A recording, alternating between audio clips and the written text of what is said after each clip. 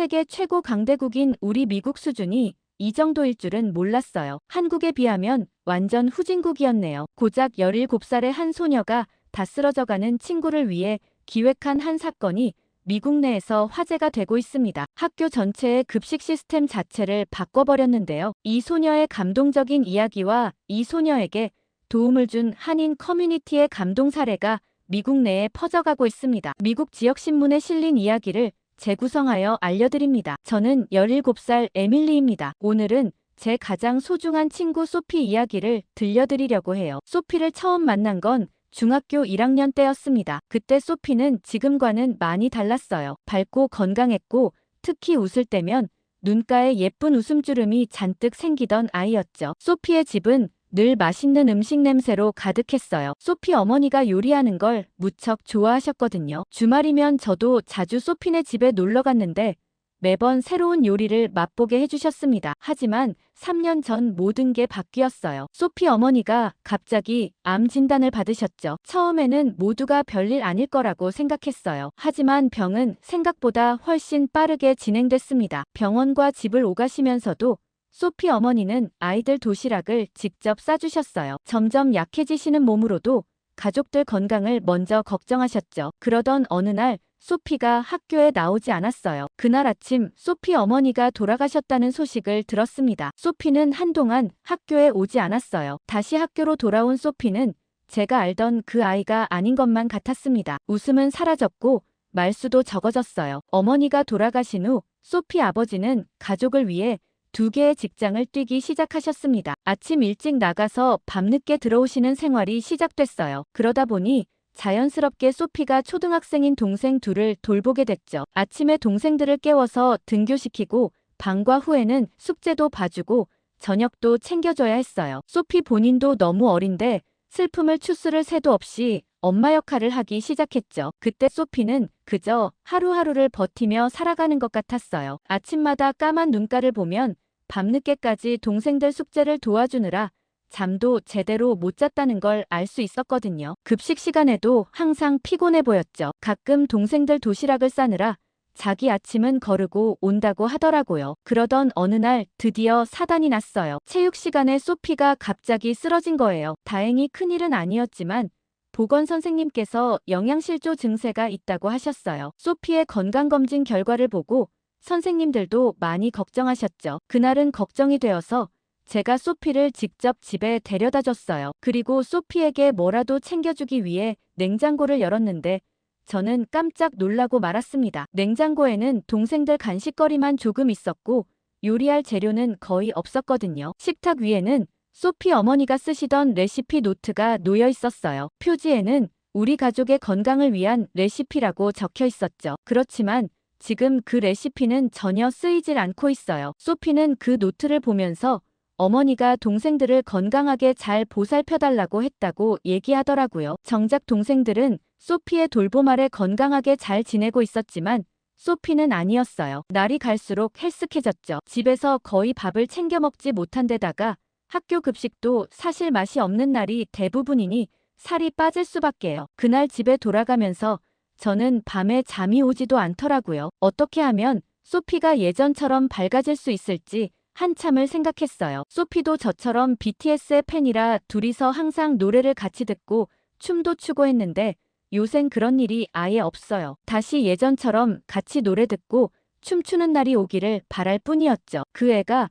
다시 예전처럼 돌아올 수만 있다면 친구로서 뭐든 해주고 싶었어요. 하지만 제 바람과는 다르게 소피의 건강은 날이 갈수록 나빠졌어요. 어제는 정말 끔찍한 일이 있었습니다. 점심시간에 평소처럼 급식을 받으러 줄을 서 있었는데 갑자기 소피가 쓰러진 거예요. 앞에서 기다리고 있던 학생들이 깜짝 놀라 소리를 질렀죠. 보건실로 데려간 소피는 너무 창백해 보였습니다. 보건 선생님께서는 혈당이 많이 떨어져 있다고 하셨어요. 알고 보니 소피는 아침은 물론 어제 저녁도 제대로 먹지 못했더라고요. 동생이 갑자기 열이 나서 밤새 간호하느라 식사를 거르게 됐다고 했습니다. 이런 일은 처음이 아니었어요. 소피는 한 달 새 벌써 3번째 결석을 했습니다. 수업 시간에도 집중하지 못하고 졸기 일쑤였죠. 시험 성적도 눈에 띄게 떨어졌어요. 1학년 때만 해도 우등생이었던 소피인데 이제는 보충 수업 대상자가 됐습니다. 저는 집에선 바쁘더라도 학교 점심시간에라도 좀 잘 챙겨 먹으라고 했지만 말하면서도 조금 머쓱하긴 했어요. 학교 급식이 너무 형편없어서 먹기가 힘든 건 사실이거든요. 오늘도 점심으로 나온 건 질기디 질긴 냉동치킨 너겟과 기름진 감자튀김 뿐이었습니다. 영양사 선생님께 들은 이야기로는 급식 한 끼 가격이 7달러나 된다고 해요. 그런데 실제로 나오는 음식을 보면 마트에서 파는 냉동식품과 다를 게 없습니다. 채소라고는 찾아보기 힘들고 대부분 튀김이나 햄버거 같은 패스트푸드 위주예요. 그날도 너무 즐겨 잔반을 다 버리고 나오는데 제 눈앞에 펼쳐진 광경을 보고 깜짝 놀랐어요. 점심시간이 끝나고 쓰레기통을 보니 버려진 음식이 산더미처럼 쌓여 있었습니다. 급식실 아주머니 말씀으로는 매일 음식의 절반 이상이 버려진다고 하셨어요. 학교 급식을 안 먹는 친구들은 도시락을 싸오긴 하는데 소피에게는 그럴 여유가 없었죠. 아침마다 동생들 도시락을 챙기기도 바쁜데 자기 것까지는 준비할 여유가 없다고 해요. 그러니 결국 대부분의 날들을 굶다시피 보내고 있죠. 지난번 체육대회 날이었는데 급기야 소피가 달리기 도중 갑자기 쓰러졌습니다. 응급실에 실려갔더니 의사 선생님께서 심각한 영양실조 상태라고 하셨어요. 빈혈 수치도 많이 낮아서 당분간 운동은 물론 등교도 조심해야 한다고 하셨죠. 그날 소피 아버님이 많이 우셨다고 해요. 아내와의 약속을 제대로 지키지 못했다면서요. 하지만 현실은 녹록지 않습니다. 두 군데 직장을 다니느라 아이들 끼니를 직접 챙겨줄 시간이 없으시고 아저씨도 제대로 된 식사를 못하는 건 마찬가지였으니까요. 그런데 이런 형편없는 급식이 당연한 일이긴 했어요. 학생들도 불만은 많죠. 값비싼 급식비를 내고도 제대로 된 한 끼를 먹지 못하는 현실이 너무 속상하다고들 하지만 마음에 안 들면 도시락을 싸올 수밖에요. 우리 학교만 이런 게 아니라 미국의 모든 학교들이 다 마찬가지인 상황이니까요. 매일 같은 냉동식품만 나오는 게 답답한 일이긴 하지만요. 그렇지만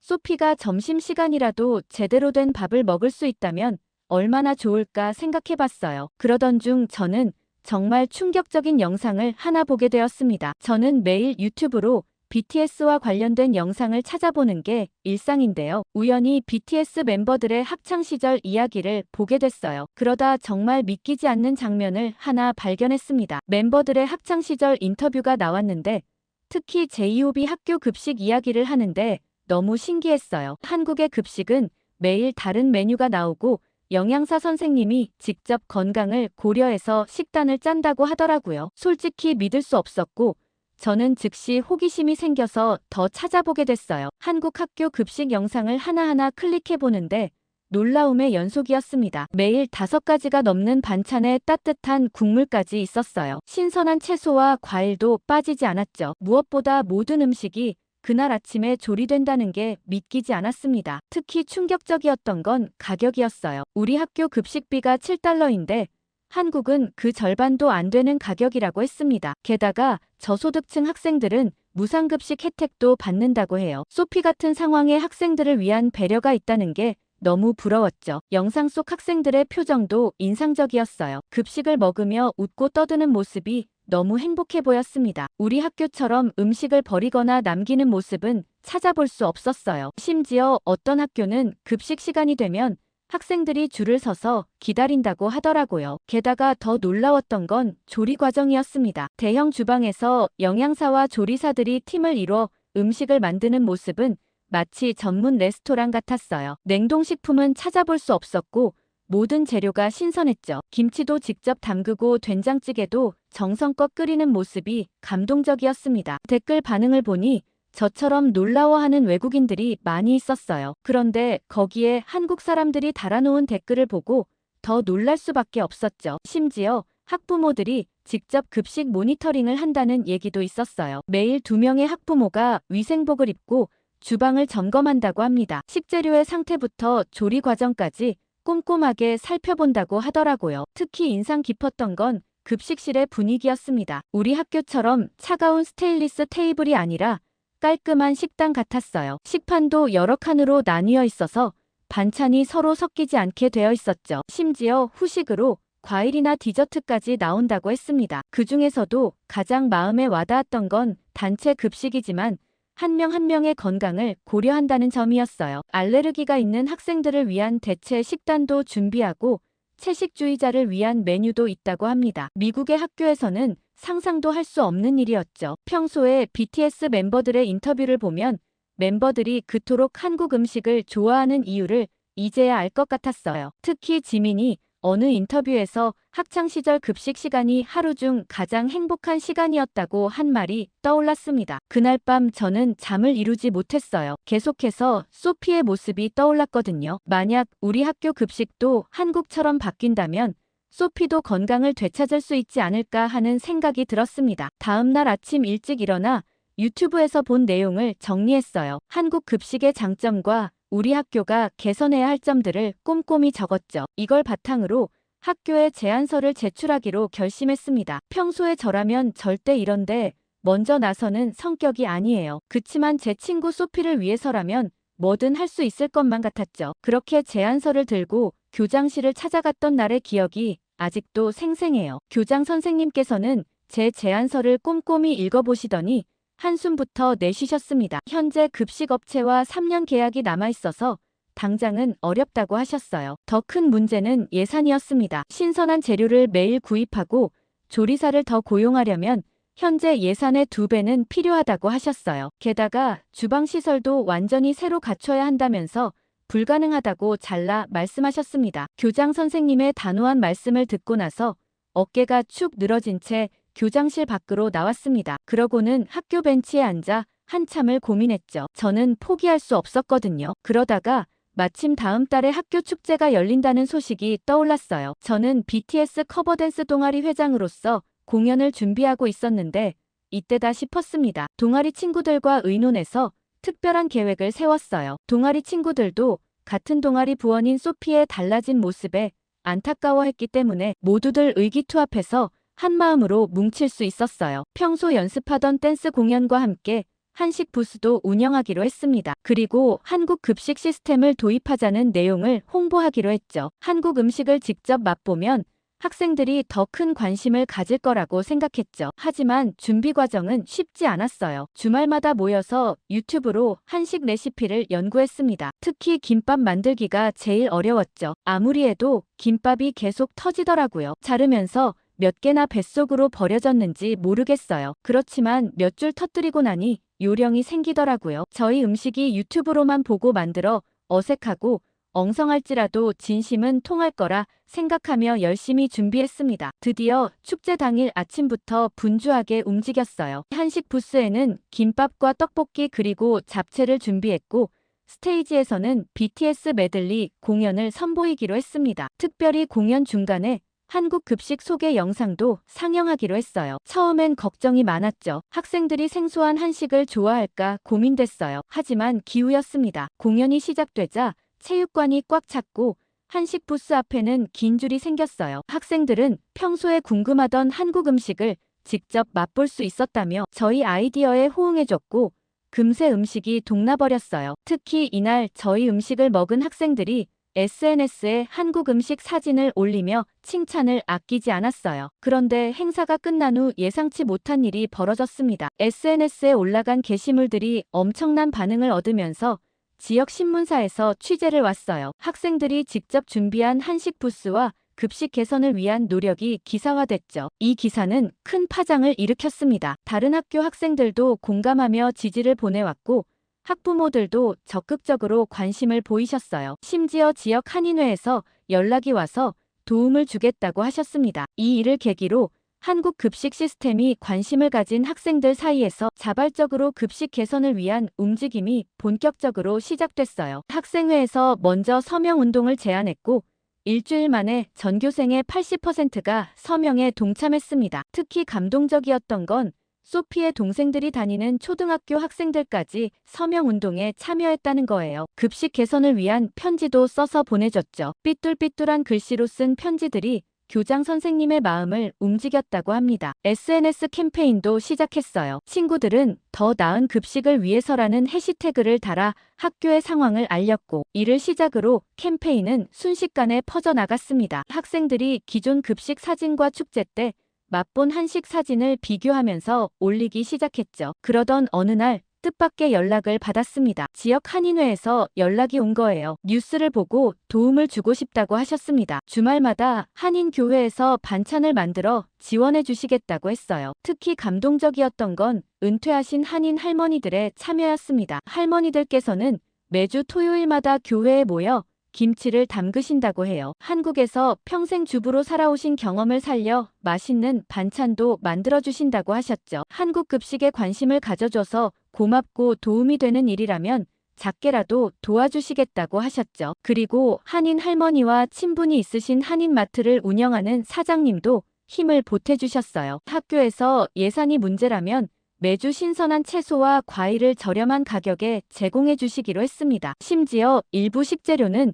무상으로 지원해 주신다고 하셨어요. 이렇게 모인 도움의 손길은 예상을 훨씬 뛰어넘었습니다. 처음에는 한 달에 한 번 정도 한식의 날을 하려고 했는데 이제는 매주 가능해질 것 같았어요. 이렇게 도움의 손길이 하나 둘 모여들자 교장 선생님의 태도도 조금씩 바뀌기 시작했어요. 학생들과 학부모들의 반응이 이렇게 뜨거울 줄 몰랐다면서 급식 개선을 진지하게 검토해 보겠다고 하셨습니다. 현재 계약된 급식 업체와도 협의를 시작하겠다고 약속하셨어요. 물론 한 번에 바꾸긴 어렵겠지만 점진적으로 한식 메뉴를 도입하는 방안을 논의해 보겠다는 계획을 말씀해 주셨죠. 그로부터 한 달 후 저희 학교에는 처음으로 한식데이가 도입되었습니다. 첫날이라 특별히 한인 할머니들이 새벽부터 나오셔서 김치찌개를 끓이고 잡채를 만드셨다고 하더라고요. 그날 급식실의 풍경은 정말 달라졌어요. 평소에는 버려지는 음식이 많았는데 그날은 한 숟가락도 남기지 않고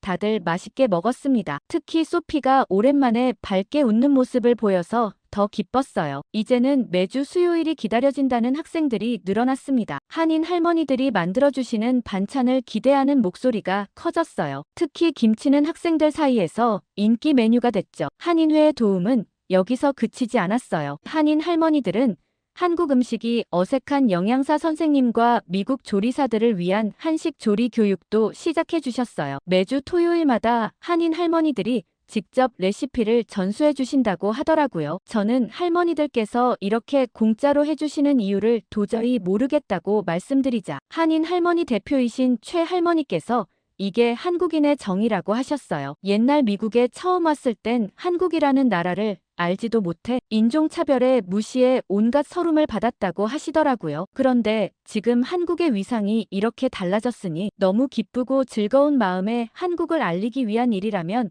뭐든 앞장서고 싶다고 하셨죠. 그런데 어린 학생들이 한식에 관심을 가지고 열정적으로 임하는데 할머니들이 작은 도움이나마 되어서 기쁘다고 하셨습니다. 그런데 제가 더 놀라웠던 건 김할머니의 이야기였어요. 최근 이런 변화가 생긴 이래로 소피의 건강이 눈에 띄게 좋아졌거든요. 그런데 알고 봤더니 한인 할머니들이 소피와 동생들을 특별히 챙겨주신다고 하더라고요. 소피는 김치를 담그러 오시는 할머니들 중에 김할머니가 계신데 그분의 도움을 많이 받고 있다고 했어요. 김할머니께서 학교에 도움을 주러 오시다가 어느 날 소피가 동생들 도시락을 싸느라 늦게 등교하는 걸 보시고는 소피의 사정을 자세히 물어보셨다고 합니다. 소피의 이야기를 듣고서는 할머니는 눈물을 훔치셨대요. 그리고는 어떻게든 도와주고 싶다고 하셨죠. 그리고 그날 저녁 소피의 아버님을 만나 이야기를 나누시더니 깜짝 놀라셨다고 해요. 알고 보니 소피 아버님이 20년 전 김할머니의 가게에서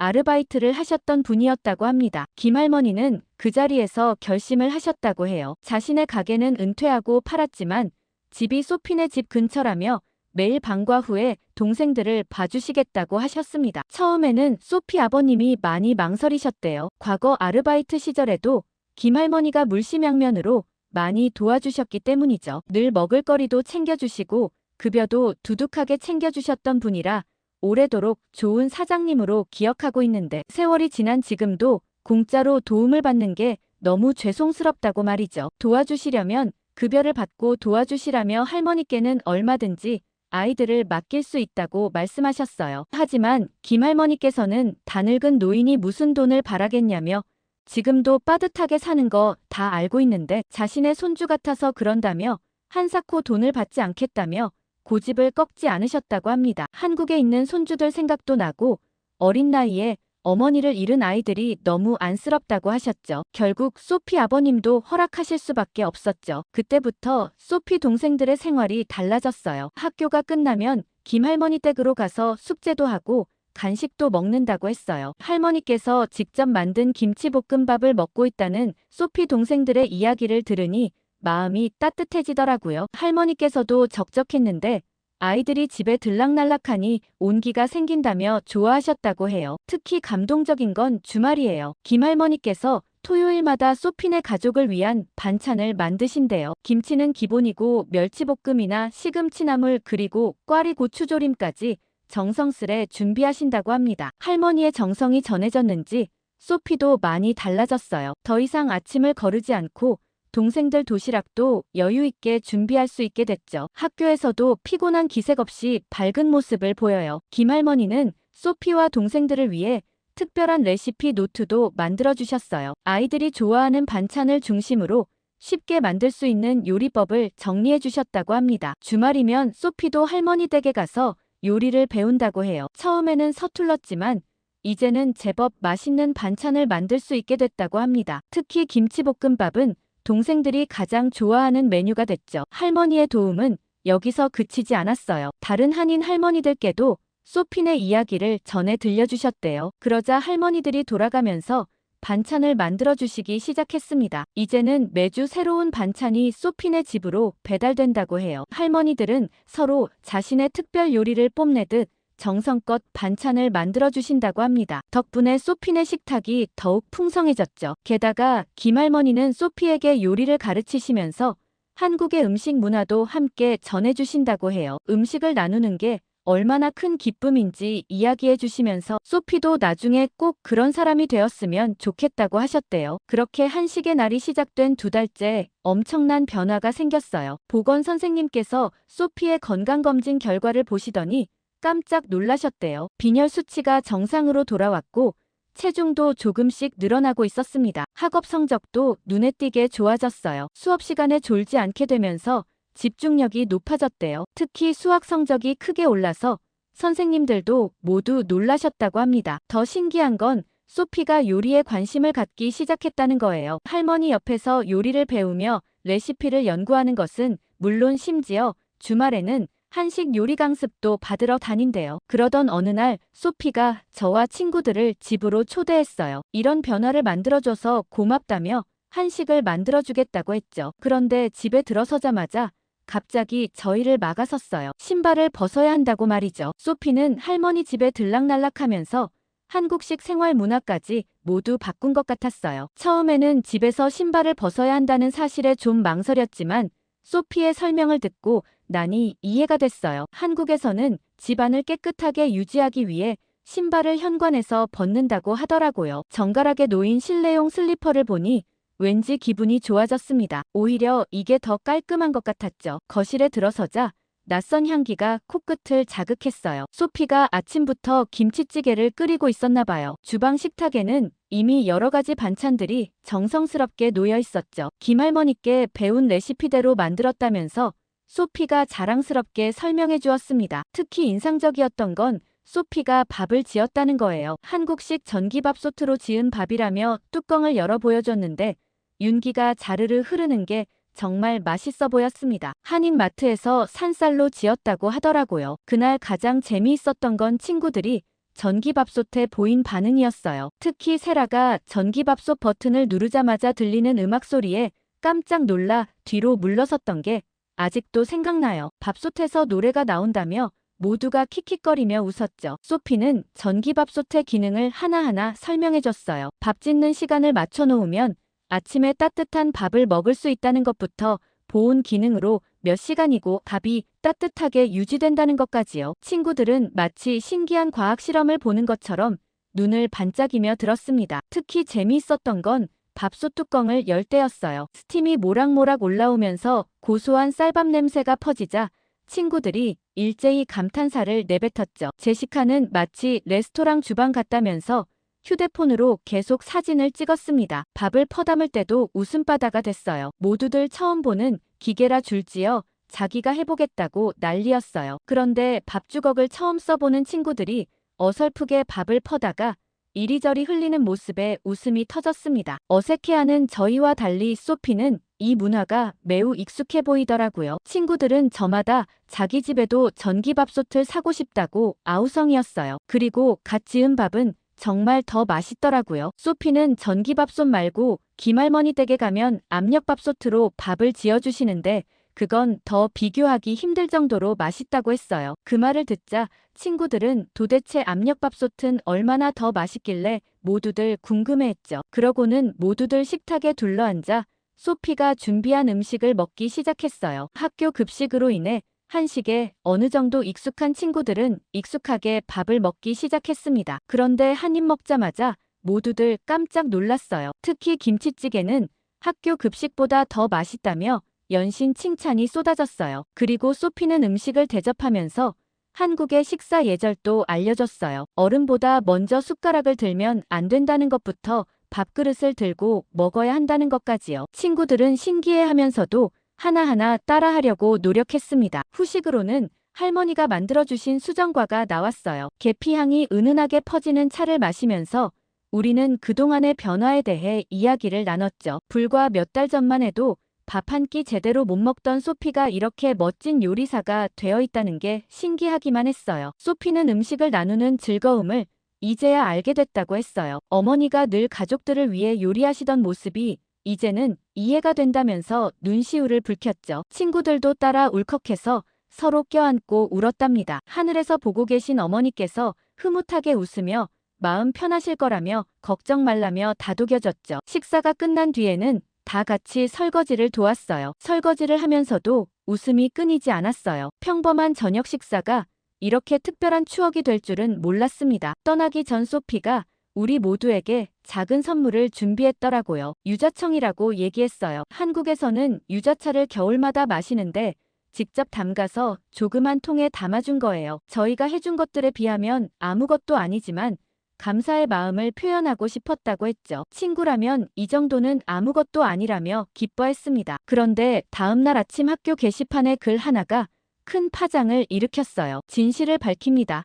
김치는 일본의 기무치입니다라는 제목의 익명 게시글이었죠. 글에는 한식 급식이 문화 도용이라는 주장과 함께 일본식 표기로 바꿔야 한다는 내용이 담겨 있었습니다. 처음에는 장난스러운 글인 줄 알았어요. 하지만 댓글이 달리기 시작하면서 분위기가 심상치 않아졌죠. 익명의 작성자는 댓글에서 더 과격한 주장을 펼치기 시작했습니다. 한국의 음식 문화는 대부분 일본에서 비롯됐다느니 한국이 역사를 왜곡하고 있다느니 하는 말들이었어요. 소피는 글을 읽자마자 누가 썼는지 알아챘어요. 일본어 수업에서 만난 미요코의 독특한 글쓰기 습관이 그대로 드러났거든요. 특히 원조라는 단어를 반복적으로 쓰는 것과 문장 끝에 일본식 표현을 쓰는 건 미요코밖에 없었죠. 점심시간에 소피는 미요코를 찾아갔어요. 도서관 구석에서 혼자 앉아있는 미요코에게 다가가 조용히 말을 걸었죠. 하지만 미요코는 오히려 더 큰 목소리로 자신의 주장을 펼치기 시작했습니다. 미요코는 처음에는 자신이 쓴 글이 아니라고 부인했어요. 하지만 이내 자신의 생각을 당당히 밝히더군요. 한국은 일본의 식민 지배를 받았고 그때 일본의 선진 문물을 받아들였다면서 김치도 그중 하나라고 했습니다. 더 충격적인 건 그 다음이었어요. 미요코는 한국의 모든 문화가 일본에서 비롯됐다고 주장하기 시작했습니다. 한글도 일본 가나 문자를 본떴다느니 한복도 기모노를 변형한 거라느니 하는 말까지 했어요. 소피의 얼굴이 붉어졌지만 감정적으로 대응하지 않았어요. 대신 휴대폰을 꺼내 준비해온 자료들을 보여주기 시작했죠. 고려시대 김치 기록부터 조선시대 각 지역의 독특한 김치 문화까지 오랜 역사를 가진 한국의 발효 음식 문화를 차분히 설명했습니다. 소피가 한식을 배우고 있어서 그런지 소피가 찾아온 자료들은 김치의 역사적 근거를 충분히 뒷받침하고도 남았죠. 하지만 미요코는 그런 자료들을 전부 부정했어요. 한국이 만든 거짓 역사라며 일축해버렸죠. 심지어 유네스코 세계문화유산 등재도 정치적 로비의 결과라고 주장했습니다. 그러자 주변의 분위기가 험악해지기 시작했어요. 근처를 지나가던 친구들도 하나둘 귀를 기울이기 시작했죠. 미요코는 막무가내로 한국이 일본의 식민지였기 때문이라는 주장 하나로 우겨댔지만 소피는 고대부터 이어져 온 한국의 발효 문화와 김치의 역사적 기록들을 하나하나 제시했습니다. 그러자 미요코는 점점 더 감정적이 됐어요. 목소리를 높이며 일본이 없었다면 한국은 지금도 후진국이었을 거라고 했죠. 그때 소피가 결정적인 자료를 보여줬습니다. 일본의 역사학자들도 인정한 한국 김치의 독자성에 관한 연구 자료였어요. 하지만 미요코는 끝까지 자신의 주장을 굽히지 않았어요. 오히려 더 과격한 발언을 이어갔죠. 결국 보다 못한 친구들이 선생님을 불러와